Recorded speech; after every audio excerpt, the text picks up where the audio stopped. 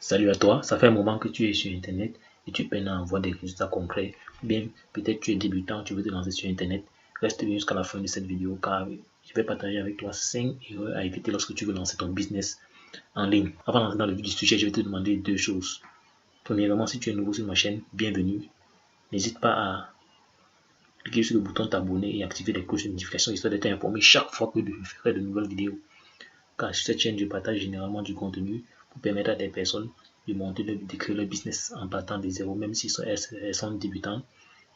Et aussi, je partage des méthodes et astuces pour gagner de l'argent sur Internet et générer des revenus passifs. Donc, on va directement entrer dans le sujet. On va parler de la première erreur à ne pas commettre lorsqu'on débute sur Internet. Première erreur, ne pas prendre la peine de se former.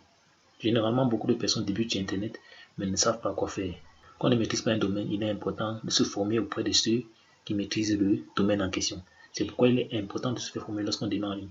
Pour se former, il y a plusieurs supports.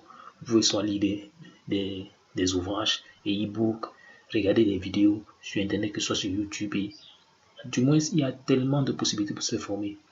D'aujourd'hui, YouTube, c'est l'un des grands formateurs qui existent. Donc, il est important de prendre la peine de se faire former. On peut apprendre soit par des méthodes gratuites ou payantes. Donc, il est important de prendre la peine de temps à autre de se procurer des formations payantes, car généralement, il y a souvent une différence entre la qualité de contenu qui est donné dans une formation gratuite par rapport à une formation payante. Voilà. Donc, c'est pour ça qu'il est aussi important de temps en temps, dans à autre, de prendre des formations payantes. Donc, il est également très capital de bien choisir son formateur, car sur Internet, on trouve aujourd'hui tout et n'importe quoi. Des personnes qui ont démarré, ça ne fait pas un mois, mais qui s'improvisent qu'il y a un grand formateur dans le domaine. Il est important de pouvoir faire une différence, car on a plusieurs types de formateurs. On a des personnes qui sont vraiment calées sur le domaine, mais qui n'ont jamais appliqué tout ce qui s'apprête à enseigner. Ça, c'est le premier type de formateur. On a le second type qui ne maîtrise carrément rien de la chose, mais qui sont champions pour envoyer des gros mots afin de vous épater, vous donner l'impression qu'ils maîtrisent le sujet. Le troisième type de formateur, c'est ceux-là qui maîtrisent le sujet et qui ont des preuves, c'est-à-dire des résultats, donc des résultats palpables, ou bien qui ont des personnes qui ont des élèves qui sont déjà formés et qui peuvent témoigner de la qualité de leur formation. Donc ça c'est des points clés à prendre en compte lorsqu'on veut choisir le formateur. Donc la deuxième erreur, c'est de se surcharger d'informations. Oui, parce que vous savez, sur Internet, il y a beaucoup de choses. Et lorsqu'on débute en ligne, si on n'est pas prudent, on peut tourner en rond pendant longtemps sans rien faire de concret. C'est pourquoi il faut passer à l'action.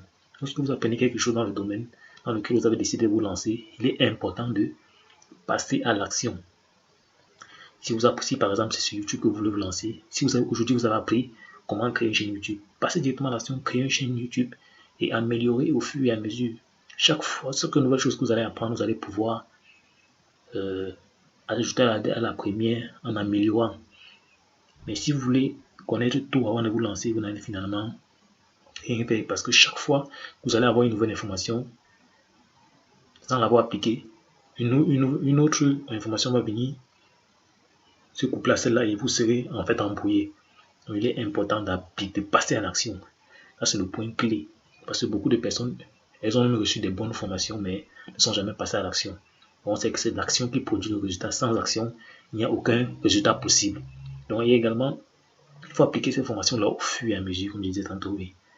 J'apprends une chose aujourd'hui, je dois l'appliquer. J'apprends un point de vue, je dois appliquer. C'est comme ça, au fur et à mesure. Donc, la troisième erreur, c'est de manquer de patience et persévérance. Oui, beaucoup de personnes démarrent sur Internet et se disent qu'elles vont devenir millionnaires du jour au lendemain. C'est vrai, il y a des personnes sur Internet qui prennent un malin plaisir à faire croire aux uns et aux autres qu'on peut devenir millionnaire sur Internet du jour au lendemain. Rassurez-vous, c'est totalement faux. Internet, comme tout autre domaine, le business en ligne, comme tout autre domaine, nécessite un travail de fond et d'une certaine patience et persévérance. Donc, pourquoi il faut être patient? Être vraiment patient.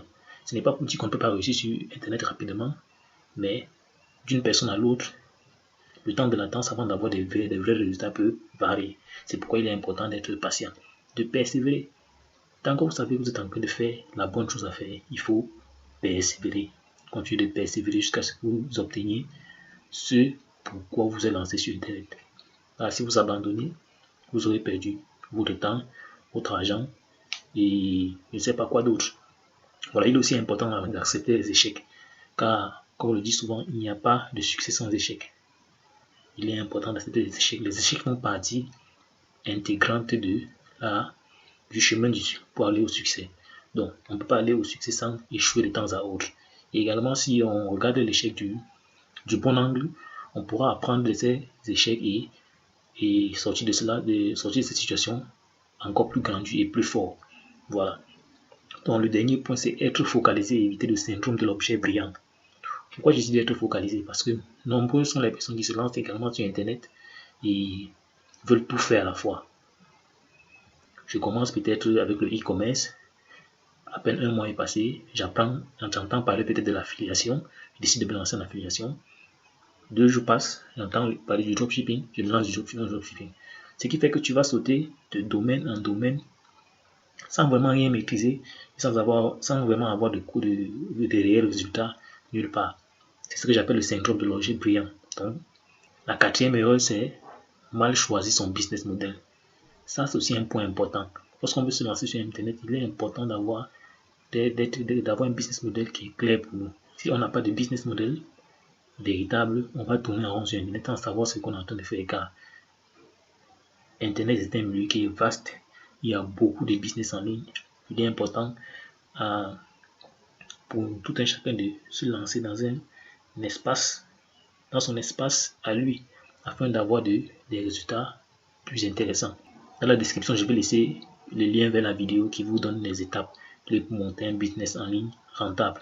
Donc avec cela, vous allez pouvoir suivre tout ce cheminement-là et monter votre business en ligne de façon claire et sans bavure. Donc, il faut également améliorer vos compétences en continu. Puis quand on démarre sur Internet, on ne maîtrise pas tout. Mais il est important de comprendre que chaque fois, on doit pouvoir se former afin d'améliorer ses compétences. Chaque fois, on doit pouvoir grandir. C'est ça qui donne de la valeur ajoutée à ce que nous sommes en train de faire et qui augmente nos chances de succès. Il est important de choisir un business model adapté à notre situation financière. Oui, c'est très capital.